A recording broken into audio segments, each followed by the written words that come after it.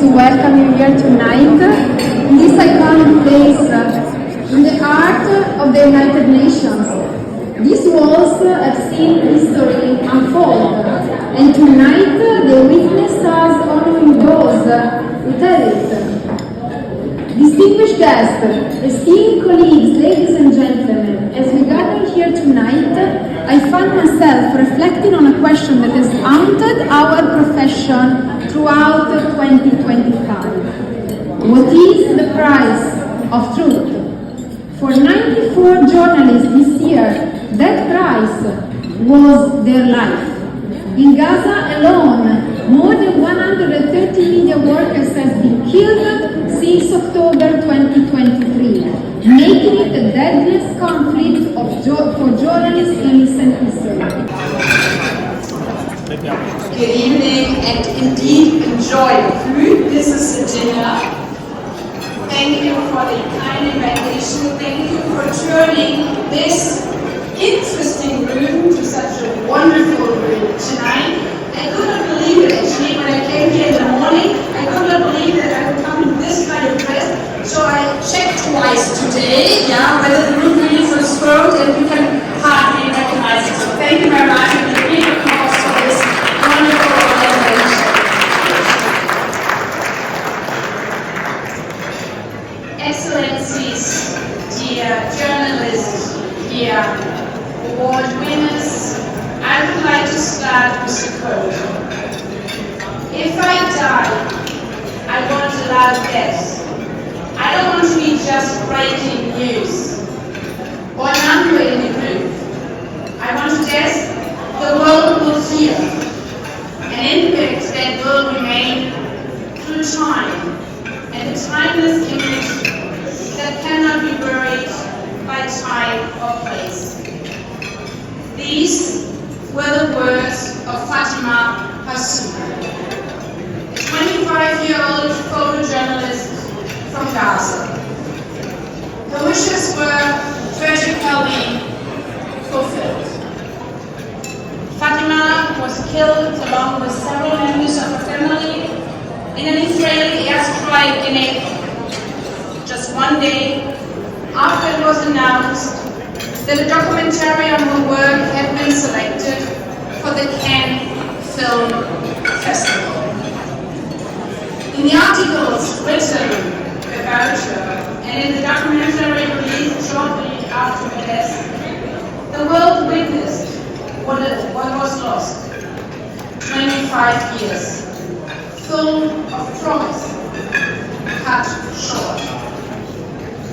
Fatima was one of nearly 70 journalists killed this past year. Killed while doing the noblest of work, shining light on truth, stories, and struggles that would otherwise remain unseen. Giving voice to the voiceless, the million Palestinians suffering, fulfilling a role many of us did not.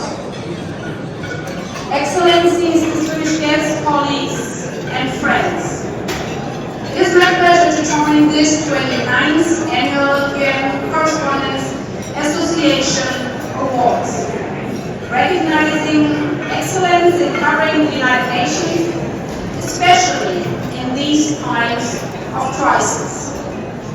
Today, more than ever, we need your work. And tonight,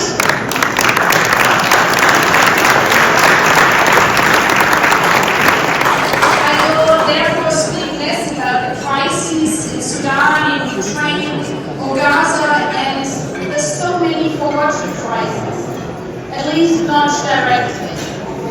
I'm here to talk about you, about the women and men who dedicate their careers to the transparency of diplomacy, who report on mundane resolutions and active war zones with equal professionalism, who illuminate the human dimensions of complex policy documents, who hold this institution, us, accountable for successes and forcing us to confront our failures.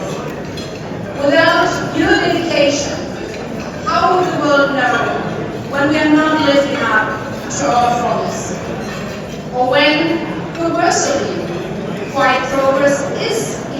being made? How will people know of the life-saving work of the World Food Programme? I was asked many, many times when I started my office, so why does the UN matter at all? And it matters because of this.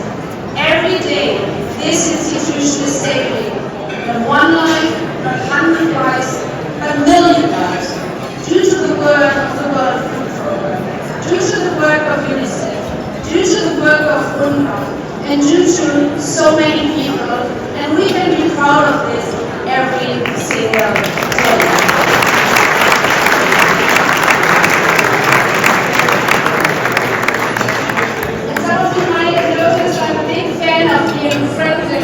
So I would like to strongly encourage you to continue exactly also this, to cover also the positive stories, not to please us, but because in a social media world, and Valeria was referring to that as well, in a social media world where hate gets 6 times more clicks than good news, the world desperately needs stories of hope and good news. To remember that our real world out there and not on social media is definitely not as bad, full of hate and polarized as social media would have us believe. And I think this is important in these days. Believe perpetrated not by coincidence, and that at least 6 times more is also not coincidence. It is programmed in the algorithm to deliberately silence the good stories, silence those who stand up every morning like journalists or humanitarian aid workers to do the right thing. And as Holocaust survivor Simon Wiesenthal said, for evil to flourish, it only requires good men to do nothing.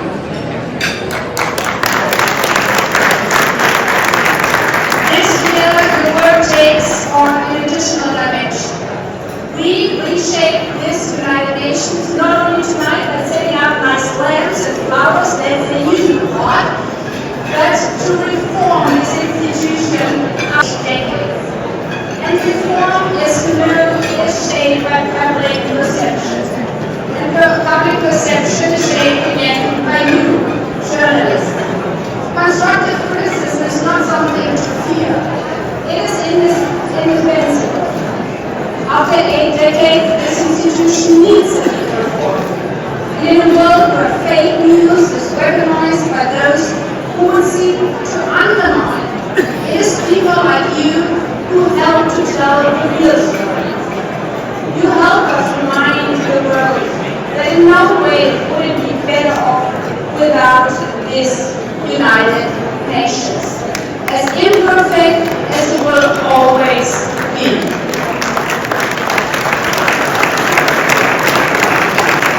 Ladies and gentlemen, as we are tonight to celebrate the long relationship between the UN and UNCA, we are also here to honor extraordinary individual journalists.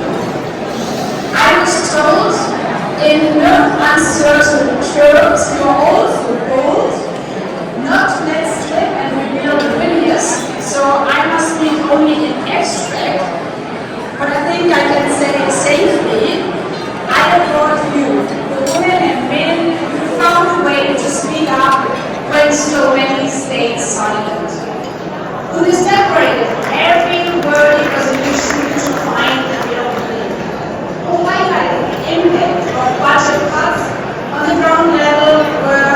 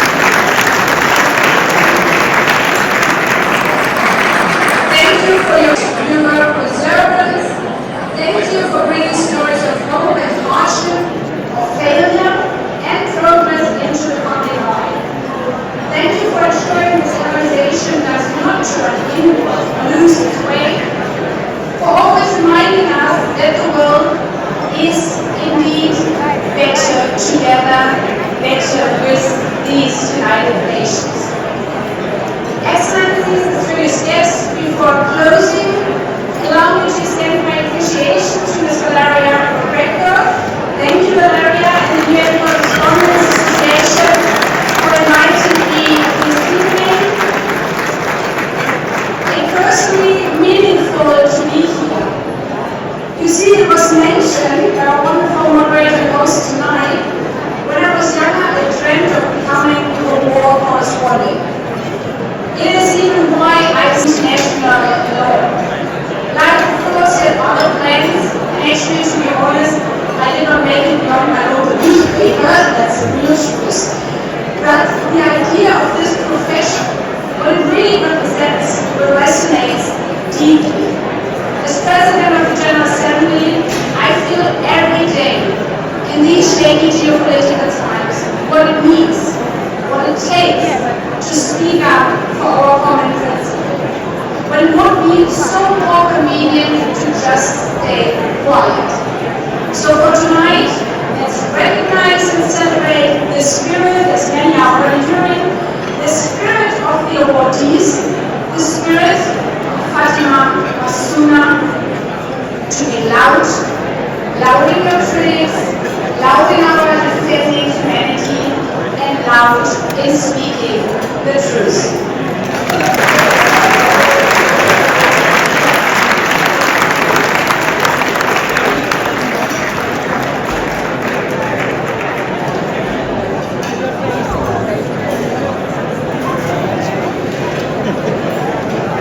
So, Madam President, I have some advice. Maybe give that local newspaper a call. I'm sure they'd love to hear from you. Right? Innen nog viele weitere. Happy birthday, Madam President. And on that festive note, you'll recall that I promised you a few words from our chef tonight, who says of his favorite ingredient. Come on, work with me. Come on, you're gonna miss the punchline. So our chef tonight says his favorite ingredients, that they're not just flavors, but stories enriching each dish with a taste of modern tradition and authentic. Sounds like the perfect balance of the future.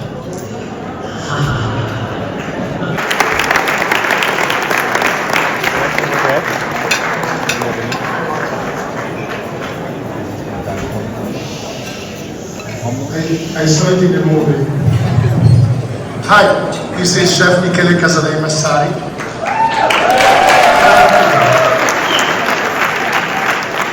First of all, I'm very thankful because it's Friday night and usually I'm in my restaurant. And if I'm here, it's because I'm the greatest team in the world. Lucia and here. And I want to thank Mr. Dio Lucia and Alexandra Lasco for being here. Excellent job, Alexandra. Alberto Ghetti, my party wine director and best friend, probably the tallest in the industry, for being here tonight.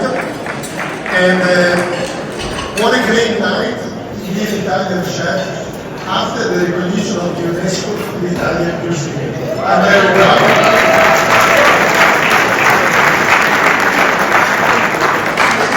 I couldn't wear this accent with more proud and honor, and I couldn't avoid to fit in the menu. When I arrived in the US in 2009, when I was asking and saying the name and the number 8, someone asked me, are you mad at someone? No, no, number 8. And the sound of the number 8 is very close to another word that I don't like, the 8. So when I was told to think about the meal for us, both in the front and the back of the kitchen, actually we're in the same dinner, I thought the message for the 18 years of an United Nations that no 80, no 80. So my accent for once played on my side. Right. And you guys are a lot of people tonight. Service is not easy. So what I learned in my family, when you have a lot of friends coming over, you better than find something on the table ready to eat. You put them in a great mood. And I thought to work with some dim sum, mente, intingoli, piccipocci, antipasti, call it with any word you want, it's something that are close to our heart, and we need in different ways.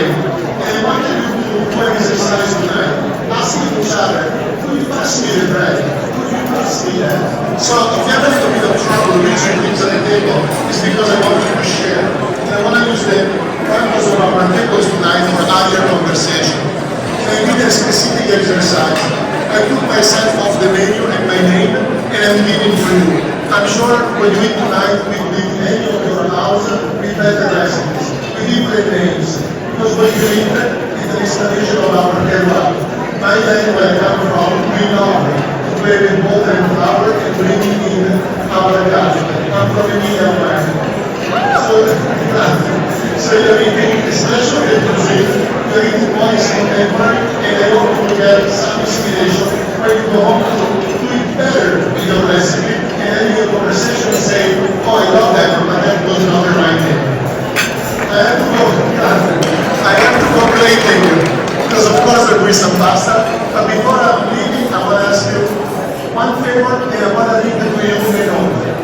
The note I'm about to read might be very familiar to some, and super very familiar to others. So, in order to provide you a little bit of my accent, let me read this. Life is short. Life is love. Life is full of pain, and this is a chance of something special.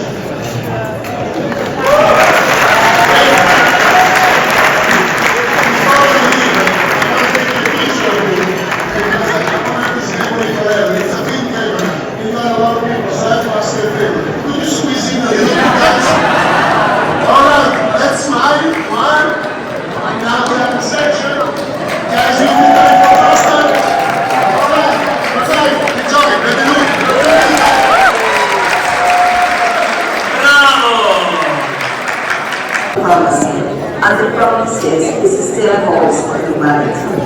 Thank you so much to UNCA, to Gaza, and to everyone proving that in the age of algorithms, good journalism still needs a heartbeat.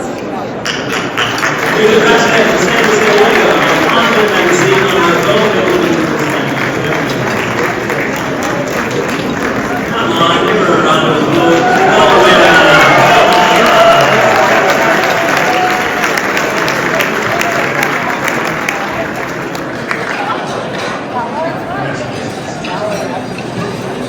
And thank you to Mr.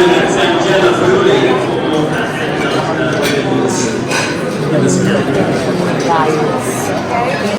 for honing their craft, hours researching, interviewing, and verifying, and in too many cases, risking their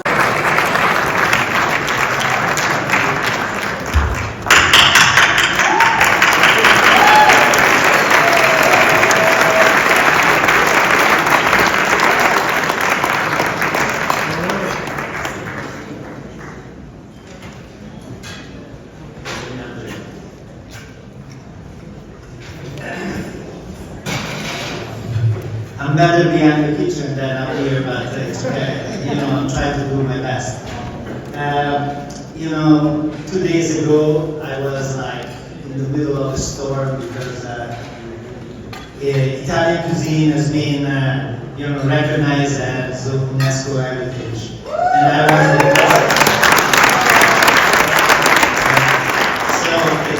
I was very proud because we worked for 5 years, I thought, to explain and create this poetry behind our food, because for us, cooking is always an act of love. But tonight I don't want to talk about the past and everything we did, but the future. And the future is not just about new technique or technology, but a new kind of awareness, cultural, social, and emotional.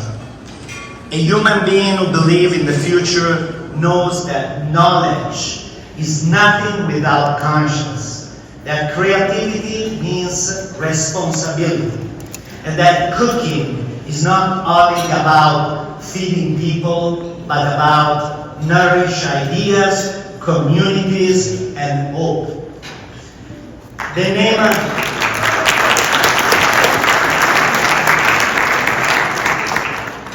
name of the future to me is courage.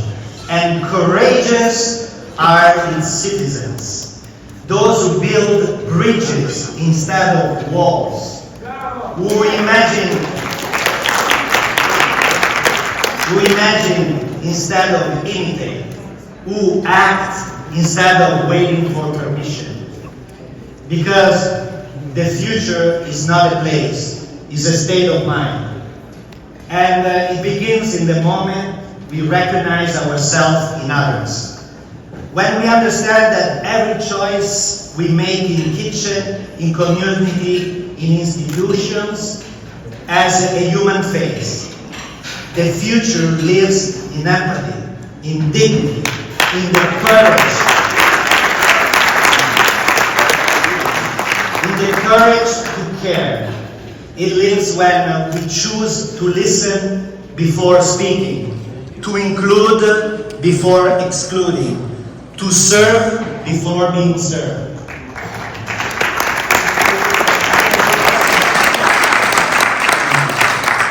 The future is not something we inherited. It's something we shape together through responsibility, dignity, and care. And if we want to believe in the future, we must first believe in humanity. That is our responsibility. That is our hope. Thank you very much.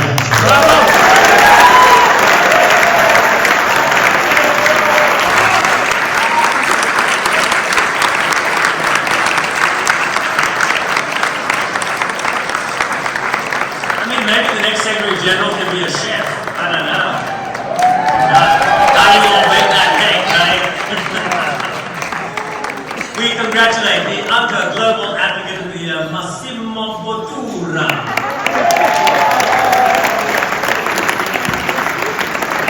All right, final switch. Here we go. Introduction written. Then he texted me last night. He says, "Good evening, show. Looking forward to seeing you tomorrow night. Do you need anything from me before you introduce me?" Quite the proposition. I responded, "Hi, Maher. The best title to use? But I think I have you covered. But you tell me what you prefer, and it shall be so." He responded, "No need for titles. A UN veteran who started his career in Gaza over 3 decades and a half. Over 3.5 decades, sorry." So that was what he wanted me to say. So by your version, Maher, please welcome the Director of UN's Outreach Division in the Department of Global Communications, dear friend and supporter of this gala, to introduce our UNCA Global Citizen of the Year. And you can use this microphone. Thank you, Cheryl. Good evening. It's the honor to introduce UNCA's Global Citizen of the Year, actor Javier Bardem.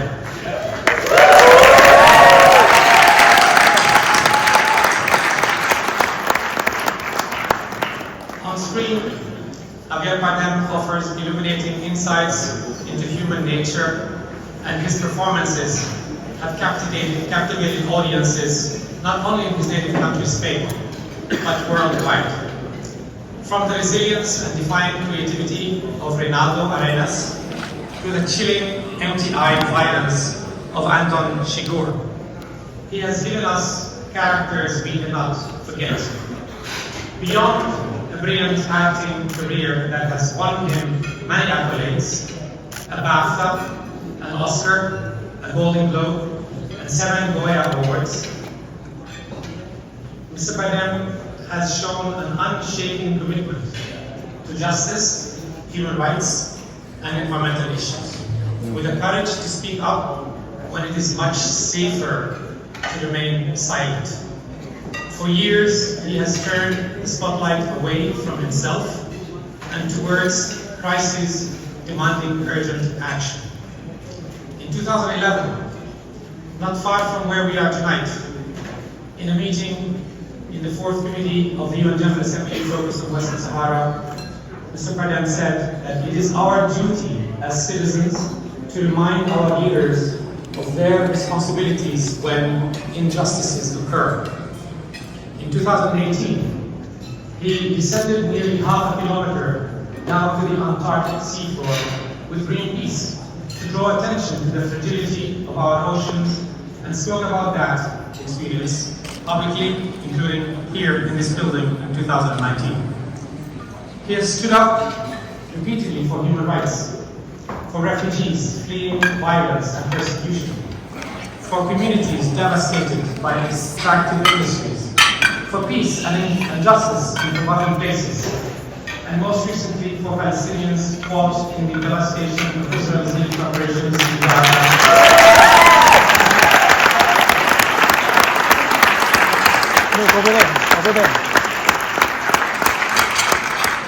And increased repression and settler violence and restrictions in the West Bank. This year's winner of the National Book Award for Nonfiction is One Day Everyone Will Have Always Been Against This, by Egyptian-American novelist and journalist Annalena Baerbock. That title speaks volumes about the moral clarity and bravery of those who were among the first to speak up against violations of international humanitarian law, the laws of war in Gaza. The voice of Javier Bardem is one of them. Please join me in welcoming Javier Bardem.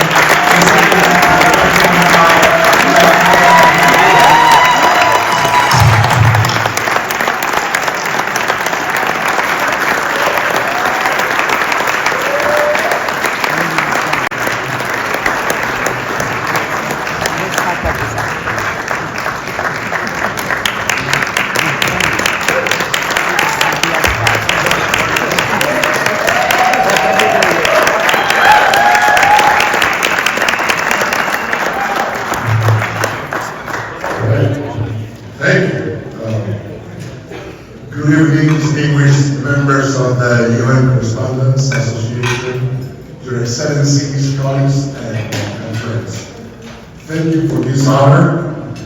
It is profoundly humbling, and I am grateful to share this time with you and to bear witness to your incredible work. I believe journalism to be the bedrock of that empathy, cooperation, and understanding are built upon. So much of the philanthropic work I have done, whether to be to support human rights or promote dignity for refugees and displaced people, or strengthen environmental protections, has been inspired by stories you report. Your reporting is the essential element that builds pressure and creates change.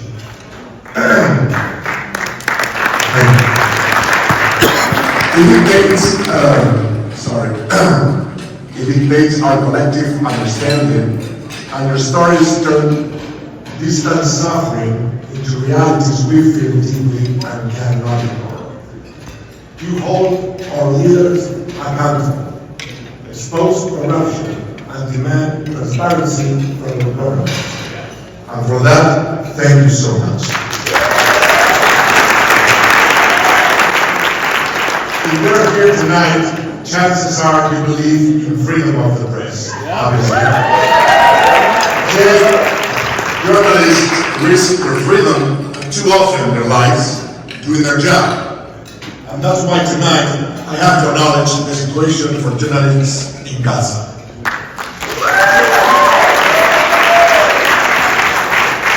Reporting there has required unimaginable courage.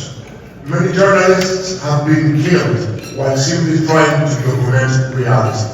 Their deaths are a devastating reminder that truth can be dangerous, and that those who pursue the truth deserve protection, not persecution from their assassins. Since October 7, 2023, the Israeli military has murdered 206 Palestinian journalists and media workers in Gaza, making the deadliest conflict for journalists in modern warfare, if not ever. But we can't let the numbers and statistics remove the humanity behind the tragedy. We must continue to share the names and stories of these brave journalists. Journalists like Bilal Hadad, who was killed by an Israeli airstrike that hit his car. The journalist like Rosny Zaran, who was killed when an Israeli missile struck his family home injuring his wife and young daughter, just to name a few. We honor their memory and we call for the safety and freedom of all reporters working in zones of conflict.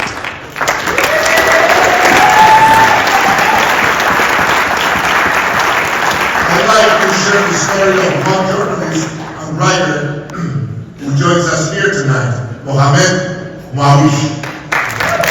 Mohamed is a contributor to the New Yorker and New York Magazine and has written for The Nation, 970 Magazine, MSNBC, The Economist, and Al Jazeera, all from the ground in Gaza during the genocide. Originally from Gaza City, he and his family fled Gaza 7 months after. Thank you very much. I just landed from Madrid on a plane. I guess this is one. At the bottom. At the bottom. In the middle. In the middle. No. Thank you.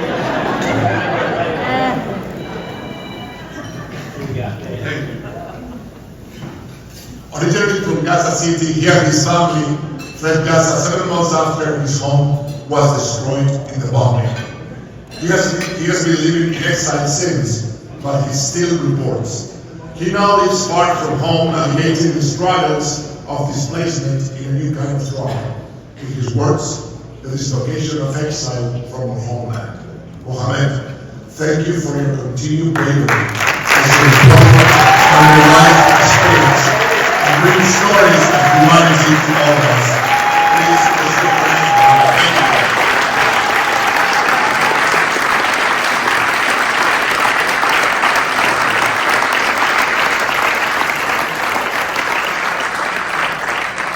Palestinian journalists I like to recognize is Motaz Asaisa. For 107 days, Motaz risked his life on the front lines of the Gaza massacre, documenting the destruction and carnage across his homeland. His unfiltered images made the conflict impossible to ignore for millions of people across the world. And now, he's turning the massive audience he's built into an incredible organization, the Motaz Foundation, providing food, water, blankets, and shelter to those still trapped in the devastation.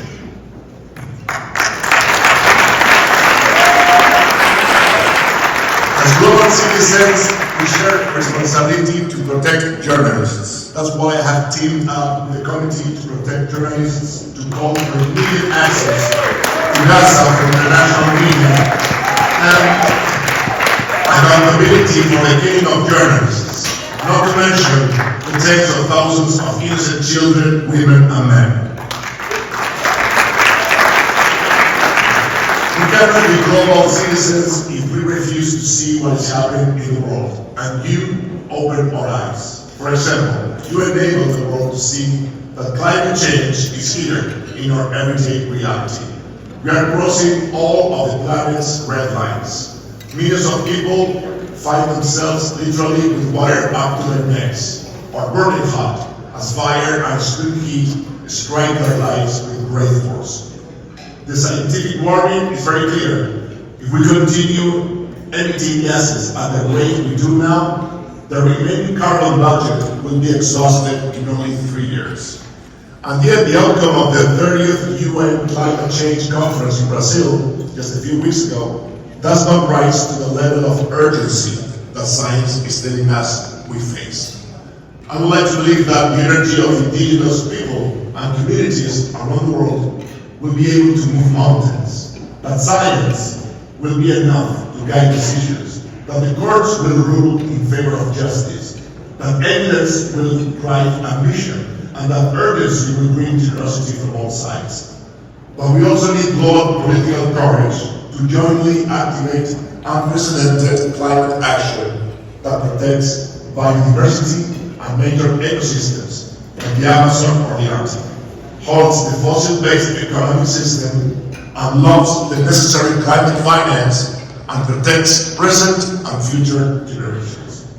We urgently need climate justice and alternative proposals that give us hope.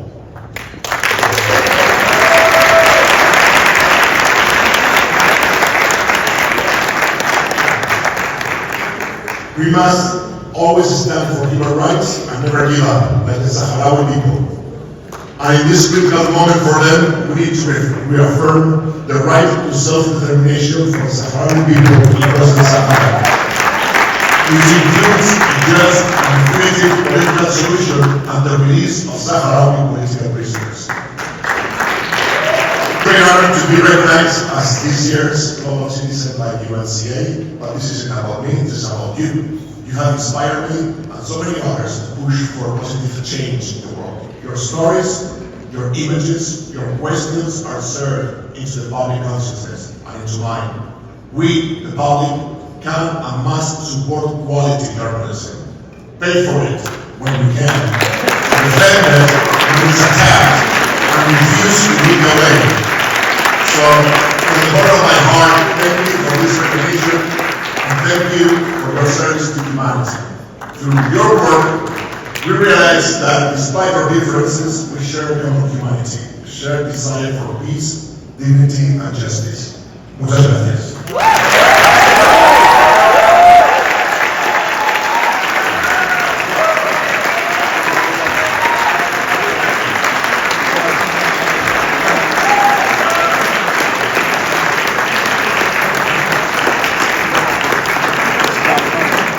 I think I'd like there's a quiet moment shared between gentlemen that we won't share with the rest of the room. All right, Javier Bardem, the global citizen of the year.